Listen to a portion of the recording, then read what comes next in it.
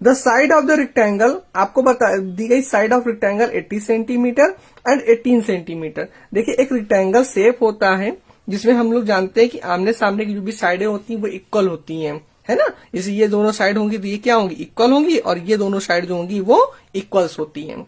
यानी कहने का मतलब अगर ये 5 है तो ये भी 5 होगी, ये 4 है तो ये 4 होगी। इसी टाइप्स की हमें साइड दी गई 80 सेंटीमीटर, तो हम मान लेते हैं कि भाई 80 सेंटीमीटर ये है और 18 सेंटीमीटर आपकी ये साइड आपको दी गई है।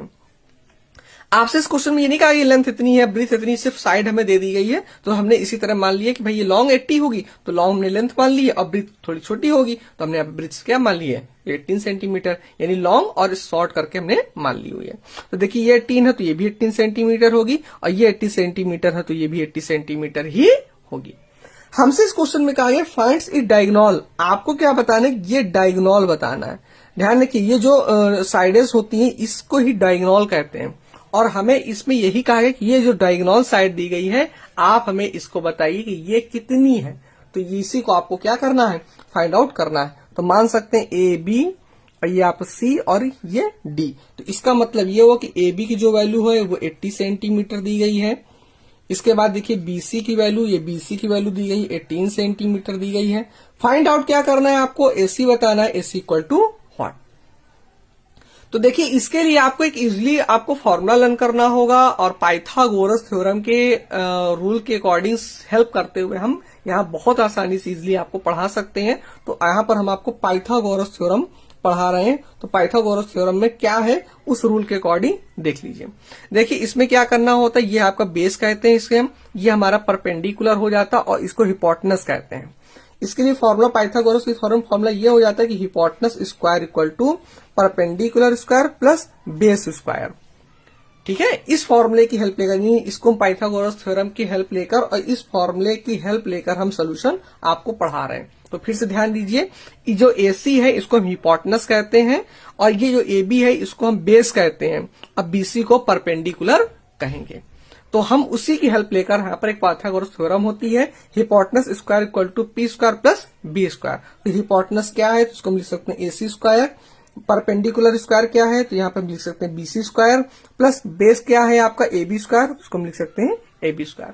जो आपको वैल्यू दी गई उनको पुट करिए, सोल्यूशन करिए, दैट इज आंसर। देखिए कैसे करेंगे, BC का स्क्वायर, तो BC क्या दी गई 18 स्क्वायर, तो आप इसे 18 स्क्वायर लिख लो, प्लस AB स्क्वायर, AB आपको 80 स्क्वायर दिएगा तो आप इसे 80 स्क्वायर लिख लीजिए। ठीक है, अब हम सोल्यूशन करते हैं। ये AC स्क्वायर हमें मालूम नहीं है, यही हमें फाइंड आउट करना है, तो यहाँ पर आप AC स्क्वायर लिख लीजिए। 18 का स्क्वायर, तो देखिए 18 का स्क्वायर तो आपको रफली मल्टीप्लीकेशन करके भी निकल आएंगे, तो आप ये कर लीजिए। 18 8 जा 144, 4 कैरी 14 हो जाएगा, और 18 1 जा 18, और 18 इसमें प्लस कर लीजिए, तो 8 4 12 2 कैरी 1 और 3। तो देखिए यहाँ पे आंसर क्या आ गया 324, तो ये नोट कर लीजिए। प्लस 80 का स्क्वायर कहा गया, तो ये भी आप मल्टीप्लाई करके नोट कर सकते हैं, 8 8 जा 64 और 0 0, तो आंसर क्या मिल गया आपको 6400।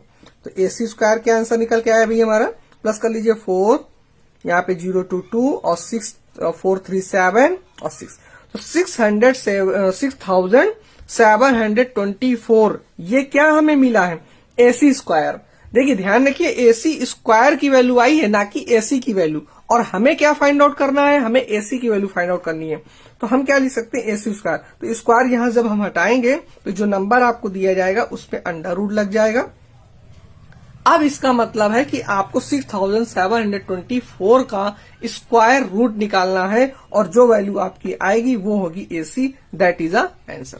तो आपको क्या करना है, 6724 का आपको स्क्वायर रूट निकालना होगा, ये लॉन्ग डिवीजन मेथड से, क्योंकि इसी के क्वेश्चन पढ़ रहे थे, इसलिए इस क्वेश्चन को यहां पर देखिए इस तरह सोल्यूशन करके आपको करना है।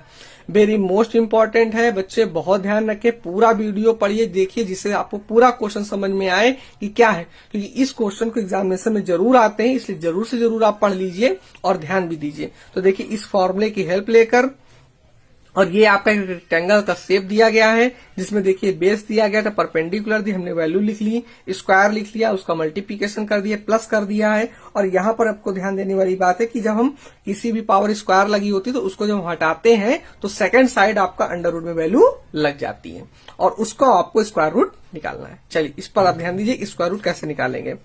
लास्ट की 2 डिजिट पेयर बना लीजिए। देखिए नंबर बन गया आपका 67 और नंबर हमें मालूम पड़ रहा है, याद आ रहा है 8 8 जा 64। अगर हम 8 8 जा 64 लिखेंगे तो यहाँ पर देखिए इसके आसपास हम बिल्कुल पहुंच गए। 7 में 4 माइनस करेंगे 3 हो जाएगा और 6 में 6 माइनस करेंगे 0। नंबर जो भी दिए जाते हैं उनको आप एक बार फिर लिख लेते हैं और इनको प्लस कर लेते हैं। 8 8 प्लस करेंगे तो आंसर हमारा क्या हो जाएगा यहाँ पे 16। ठीक है, इतना प्रोसीजर अलग है, इससे आपको कोई मतलब नहीं। इतना प्रोसीजर हम आपको अलग पढ़ा रहे हैं और इसी में ही आपको सोल्यूशन करना है, इसी के आगे जस्ट आप सोल्यूशन कर सकते हैं। नंबर जो भी दिए गए आपको 24 लिख लेने हैं। अब हमें यहाँ पे ऐसा कोई टेबल ऐसा लिखिए कि जिसके लास्ट में हमें क्या मिल रहा हो 4। तो देखिए 2 मिल रहा है, 2 2 जा 4, 2 6 जा 12, 2 कैरी 1 और 2 1 जा 2 1 3। तो बिल्कुल मिल रहा है, आप यहाँ पे 2 लिख सकते हो। तो देखिए 2 2 जा 4 मल्टीप्लाई करिए, 2 2 जा 4, 2 6 जा 12, 2 कैरी 1, 2 1 जा 2 और 1 3। तो देखिए बिल्कुल क्या हो गया, कट हो गया। और जब तक कट करते हैं जब तक हमारा आंसर क्या ना आ जाए 0। तो क्वेश्चन हमें क्या मिला 82। That is a right answer और ये आपका कंप्लीटली आंसर हो गया। तो आई होप ये क्वेश्चंस आपको समझ में अब आ गए होंगे। बिल्कुल इसी तरह करना था, स्क्वायर रूट निकालने तो जो उसका क्वेश्चन आएगा दैट इज द आंसर। तो हमें जो एसी पूछा गया था कि इसका डायगोनल कितना है, तो डायगोनल 82 सेंटीमीटर, सॉरी यहाँ पे आपको सेंटीमीटर लिखना होगा।